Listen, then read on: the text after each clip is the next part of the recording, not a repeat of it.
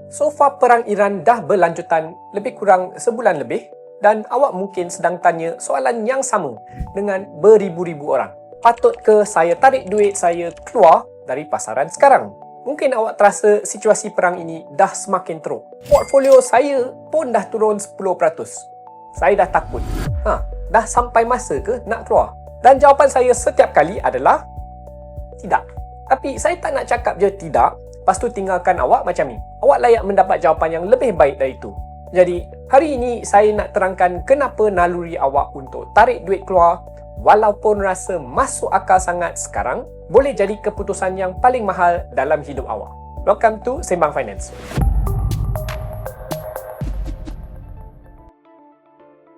Pertama sekali, kalau awak berasa takut, awak tu normal sebenarnya. Apa yang tengah berlaku kat dunia sekarang memang serius. Dan apabila awak nampak hasil titik peluh awak yang dah penat-penat kumpul, jatuh, memang sakit.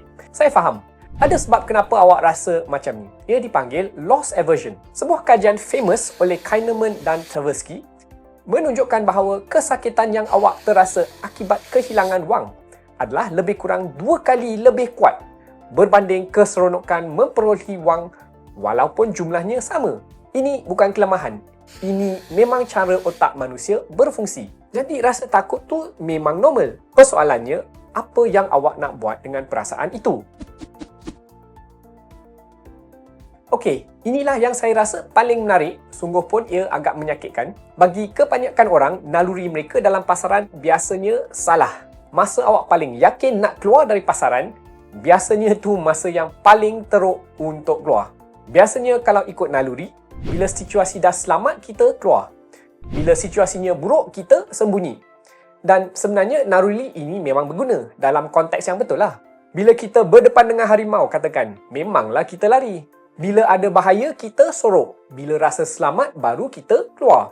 Sistem ini dah terbukti berkesan selama ribuan tahun untuk kelangsungan hidup manusia. Masalahnya, otak kita masih gunakan sistem yang sama bila kita tengok portfolio kita jatuh. Badan kita tak tahu bezanya antara harimau kat luar dengan nombor merah kat skrin. Reaksi dia sama je. Lari, keluar. Dah selamat, baru masuk balik. Tapi naluri ini langsung tak boleh pakai dalam pelaburan. Saya tahu statement tu berlawanan dengan intuisi, jadi izinkan saya tunjukkan mengapa ia benar. Jom tengok contoh Peter Lynch. Pada pendapat saya, fund manager yang terhebat dalam hidup saya. Dia adalah fund manager untuk Magellan Fund. Dan selama 13 tahun dia menjadi fund manager, pulangan dana tersebut adalah 29% setahun. Kalau awak melabur $1 dalam dana tersebut, selepas 13 tahun, awak ada lebih kurang $28. Pulangan dia hampir 5 kali lebih banyak dari S&P 500. Tapi tahukah anda, mengikut Peter Lynch sendiri, kebanyakan pelabur kecil dalam dana dia rugi duit. Kenapa? Kerana mereka panik masuk lepas pasaran naik tinggi. Lepas tu panik jual masa pasaran jatuh. Ni apa? Buy high, sell low. Berulang-ulang kali. Sungguh pun dana itu memberi pulangan 29% setahun on average. Biar saya cerita senario yang saya dah tengok berulang-ulang kali. Masa krisis 2008, COVID 2020 dan 2022. Dan dia macam ni. Katakan awak ada saham. Lepas tu tiba-tiba pasaran jatuh. Semua orang panik. Berita negatif berlambak. Apa terjadi ni? Lepas tu dia jatuh sampai awak dah terasa pedas sangat dengan kerugian portfolio awak. So awak pun keluar. Lepas tu pasaran jatuh lagi. Lega hati saya, tak rugi lagi. Lepas tu dalam hati awak cakap, okey, saya nak tunggu masa yang sesuai untuk masuk balik. Tapi bilakah masa yang sesuai? Awak pun tak beberapa pasti, so awak tunggu je. Tiba-tiba pasaran rebound, naik dari bawah.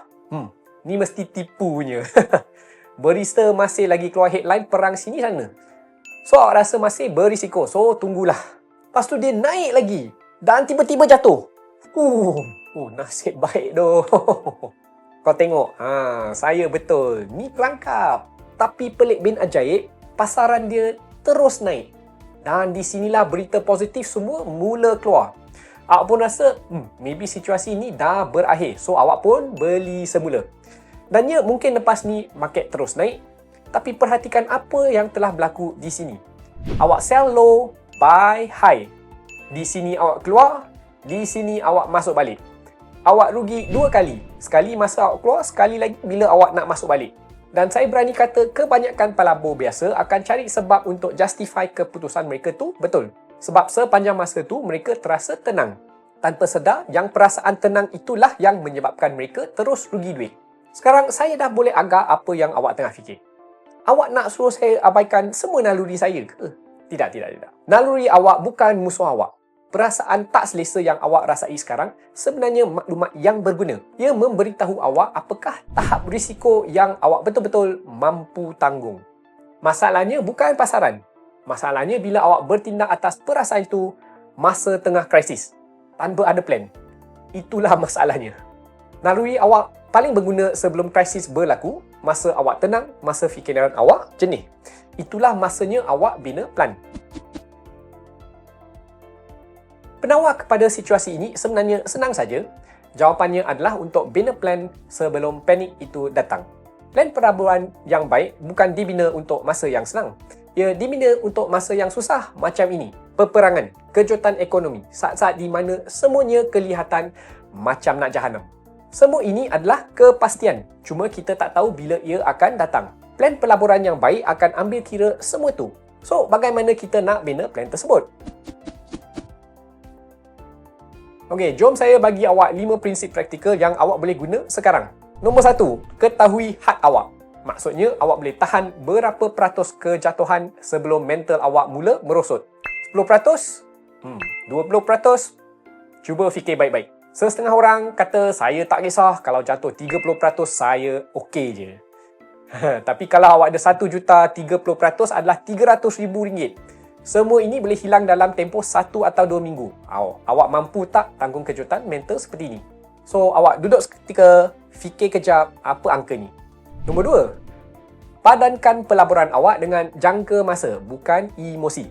Contoh, duit yang awak perlukan dalam 2 atau 3 tahun tak patut dilaburkan dalam pasaran saham. Kalau awak nak melabur, sebaik-baiknya duit awak jangan disentuh untuk tempoh 7 hingga 10 tahun. Asingkan kedua-duanya. Langkah ini saja akan mengurangkan tekanan emosi yang sangat besar. Kau percaya je lah. Nombor 3, tulis sebab awak pegang setiap pelaburan awak. Kenapa saya nak beli ni? Apa yang kena berlaku untuk saya jual? Bila masa panik tu datang, awak buka dan baca balik apa yang awak tulis. Nombor 4, fahami apakah normal. Yang ni awak kena buat sedikit kajian. Cari sikit data-data peristiwa-peristiwa bersejarah dan apa yang berlaku selepasnya. Ya, sungguh pun past performance is not indicative of future performance. At least awak ada idea apa yang biasa berlaku. Dan awak tak begitu mudah terkejut. Kalau tak tahu, rajin sikit tengok Sembang Finance. Saya akan selalu cerita. And of course, kalau awak belum subscribe, silalah subscribe untuk mendapat video-video baru saya. Nombor 5, tetapkan pencetus yang rasional untuk keluar. Contohnya, kalau sesebuah syarikat menunjukkan kemerosotan fundamental selama 2 suku berturut-turut, saya akan semak posisi saya. Awak kena setuju dulu apakah exit plan awak masa awak tengah rasional. Jangan sampai dah beremosi baru nak fikir. Of course, kalau semua ini terlalu susah, awak boleh cari saya untuk nasihat. As an advisor, saya menolong ramai orang untuk membuat keputusan kewangan yang lebih bijak untuk mencapai matlamat kewangan mereka. Sila isikan borang ini dan saya akan hubungi awak dalam masa seminggu. Jadi, apa yang patut awak buat hari ini kalau portfolio awak tengah negatif akibat perang Iran? Mudah je. Kalau awak ada plan, balik dan baca plan tersebut. Adakah apa yang berlaku sekarang betul-betul melanggar syarat yang awak dah tetapkan? Kalau tidak, plan tu tengah berfungsi lagi. So, teruskan ikut saja. Kalau awak tak ada plan, bina satu plan sekarang. Gunakan 5 prinsip yang saya share tadi. Dan kalau awak rasa tak tahu macam mana nak buat sendiri, boleh cari saya untuk tolong. Kalau awak berminat, jom kita berbual. Dan satu lagi, tutup berita sekejap. Kebanyakan berita direka untuk membuat awak rasa cemas. Kerana itulah yang akan membuat awak baca artikel mereka. Bukan untuk menjadikan awak pelabur yang lebih baik. Peristiwa seperti perang adalah real. Ketidakpastian itu real. Rasa takut awak adalah sah sepenuhnya. Tapi setiap generasi pelabur pun pernah menghadapi saat-saat macam ni. Dan mereka yang berjaya bukanlah yang paling pandai meramalkan apa yang akan berlaku. Ia adalah mereka yang ada plan dan boleh mengikuti plan mereka dengan fikiran yang jernih. Naluri awak yang bawa awak sampai ke sini. Kini biarlah plan awak yang bawa selebihnya.